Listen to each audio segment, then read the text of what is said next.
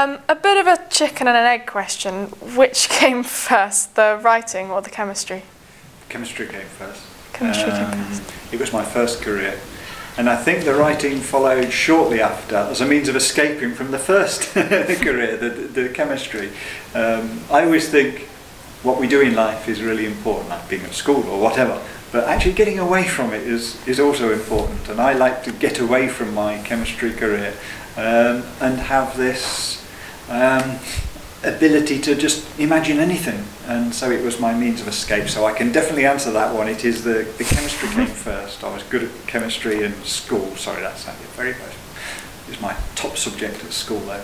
And that came first. And later I thought, well, I really like books. I wonder if I could write a story. Sat down and tried it. You've written books that are science related and for young adults. Do you think you'll make transitions to other genres or age groups? I enjoy very much what I'm doing, but I admit that there'll come a day, I think, when I wake up and go, oh no, not another science-based book for young people, you know, and I think when that day comes, what am I going to do? I would still like to write. So I have ambitions. I would think, well, actually I'd quite like to do an adult book at some point. And actually I'd also like to go the other way and do a picture book. I'm a hopeless artist, so I'd need help on that side. My son's very good at art, so I was wondering about a Rose and Rose. That's my son doing the artwork and me doing the words. So, no, I think when I cease to enjoy what I'm doing now, I'd like to move on and do something, and I imagine it will be not science-based at all. How do you think young readers have responded to your writing? That's an interesting question, because it's only, of course, by doing things like school visits that I actually get direct feedback from young people. And I actually get a very positive feel from them. And it's because, I think it's because science appeals to our curiosity. As humans, we're very curious. Perhaps I ought not to say that, it sounds terrible. Us humans have curiosity, and that's why we're scientists by nature. And if you go to little kids in primary schools and say, what's your favourite subject? They'll all go, oh, science, because we find things out. We like finding things out. And so they recognise that in a Malcolm Rose book, they're often reading about things that are genuine, that are real advances in science, and go, wow, can science really do that? Can it really do that? So I quite like the idea that young people are reading my books and picking up some science from them. And I do sometimes wonder whether I'm more effective as a sort of chemistry teacher. Now I'm a novelist than I ever was an actual teacher of chemistry in universities, because if you wrap up a piece of interesting science in a story, it's much more consumable, it's much easier to get to grips with than actually reading up some really dry chemistry book. So my feedback from the science-based books is actually very positive. Okay, do you base your characters and plots on your own experiences? No, very rarely, I think I should say to that. I don't think my life's been sufficiently exciting to base things like murder stories around. You know, how many murders have I witnessed? None. So it's got to be just imagination.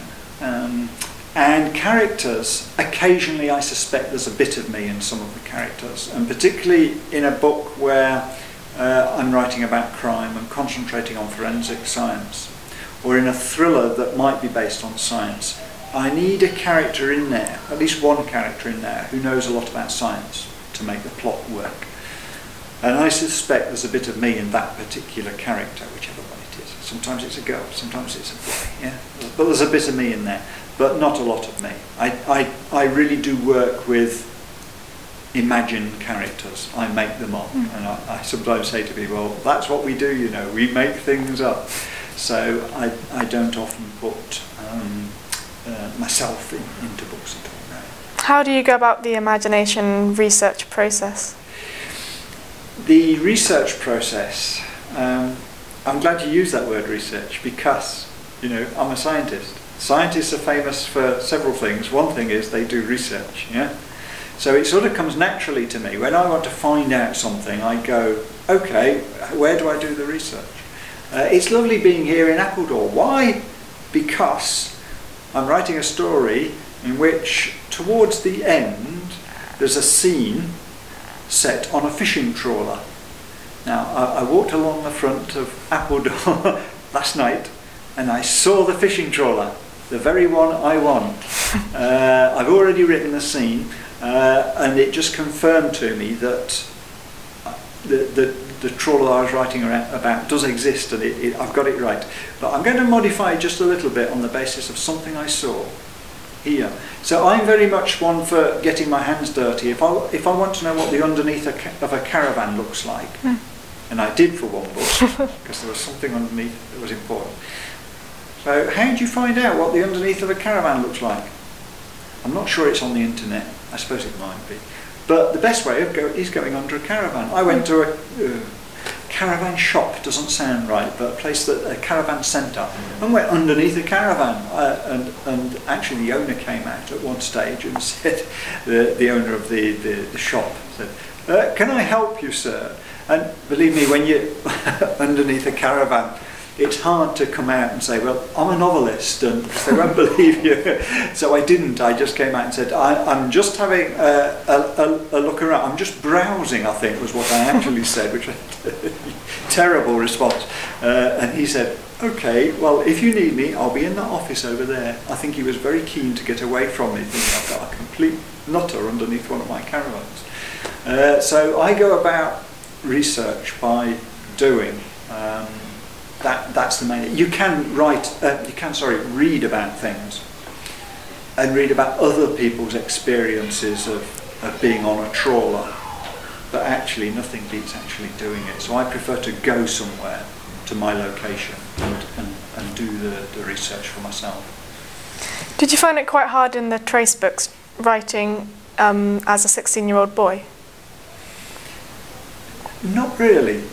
I think there's an obvious reason, and it was this, that I once was one, yeah. And you know, I'm a bit older than that now, but I haven't forgotten sort of uncomfortable years and not quite knowing where you're going and how the world works, and these girls, you know, very attractive but a bit of a mystery to me, you know. I remember all that and sort of use it in a book. If I had based the Tracy's story around a strong 16-year-old female character, that would be more difficult for me, because I haven't been one. We've all been 16 at some point, so it's not the age that's the issue, it's in that case a gender. So I always find a book easier if I were writing a book about a 50-something-year-old man who used to be a scientist. Come on, yeah. Relatively easy. If I were writing a book about a 15-year-old girl who's got a brain disease, which I have done once, I mean, that was one of my most tricky subjects, because yes, I was 15, no, I wasn't a girl, and no, I've never had a brain disease. So then, when it comes to research, because you can't put yourself in that position, you then have to use experiences of other people and weave them into your own story. Okay. How have you enjoyed your Appledore Book Festival experience? I think it's wonderful to have a big festival in a little place. It feels in some ways very odd, but I really approve of it very much. I like bringing the book to the community, because books, I think, should be part of our communities. And I think one thing that you've got here in Appledore is that a tight-knit community, and you bring a really important festival to them, and it normally only happens in Edinburgh and places like that. So it's just wonderful to see it in such lovely setting as well. So I think it's a terrific job, and delighted to be here. Thank you very much. I really enjoyed your talk. Thank you for letting me interview you. Thank you.